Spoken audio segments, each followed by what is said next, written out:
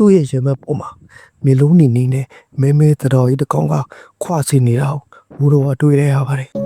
စောစောကပြပမှာတင်မောလိုက်ရင်နှစ်ပေါင်းမှစာအလုံးလုတ်ခဲ့တဲ့သူတယောက်ပါမိဘတွေမရှိတော့တဲ့နောက်မှာတော့ဘယ်မောင်နှမကမှမလို့ခြင်းနဲ့သူ့ဘွေရဲ့အမွေနစ်ဖြစ်တဲ့နှစ်ထပ်အိမ်အိုကြီးကိုသူကလက်ခံရရှိလိုက်ပါတယ်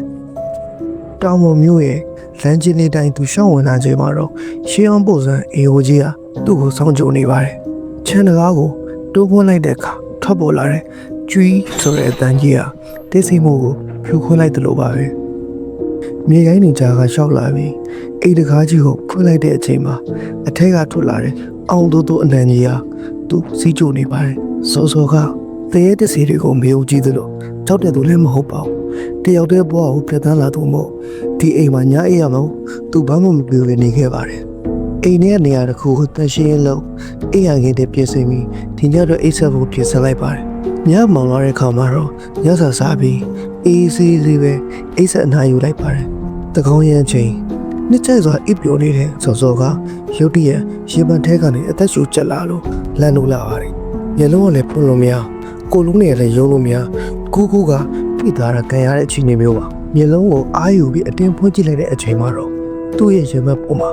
မျက်လုံးနေနေနဲ့မဲမဲတတော်ကြီးတစ်ကောင်ကခွာစီနေတာကိုဘူတော်ကတွေ့ရပါတယ်အသက်ရှူရတာအရန်ခဲလာတဲ့အဆုံးမှာစောစောက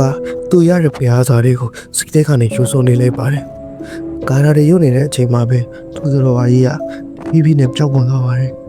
အဲ့ချိန်ကစပြီးစောစောလဲတညာလုံးမအိပ်ရဲတော့အောင်အိမ်ရဲ့ဟိုနားတင်နာကနေချွတ်နဲ့အတန်းနေ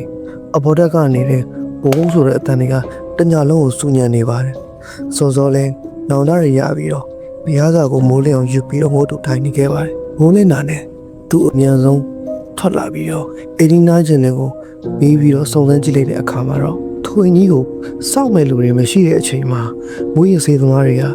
ထဲမှာဝင်ကိုနေနဲ့စေးလုံးပြီးတည်တာတွေရှိခဲ့သလိုစိတ်ဝေဒနာတဲ့တအူးကလည်းဇွေရိုးချပြီးတည်ဆုံးတဲ့ဖြစ်ရပ်တွေရှိခဲ့တယ်လို့ပြောပါတယ်အဲ့ဒါကြောင့်ညဖက်ဆိုရင်ရွာကန်တွေကဒိုအိမ်ကြီးနားကိုဘယ်သူမှမလာရဲကြဘူးပါဆိုပါတယ်စောစောလဲအဲ့ဒီအိမ်ကြီးမှာစက်မနေတဲ့တော့ဘူးဆိုတာသဘောပေါက်ပါပြီးတော့အတုတ်တီပြင်ဆင်ပြီးတော့ပြန်လာခဲ့ပါတော့တယ်ဒီလိုမျိုးကြောက်စရာကောင်းတဲ့ဇလန်းတွေကိုနားထောင်ကြနေဆိုရင်တော့ကျွန်တော်တို့ရဲ့ Private Channel တွေကို Like and Follow လုပ်ခဲ့ပါဦးခင်ဗျာ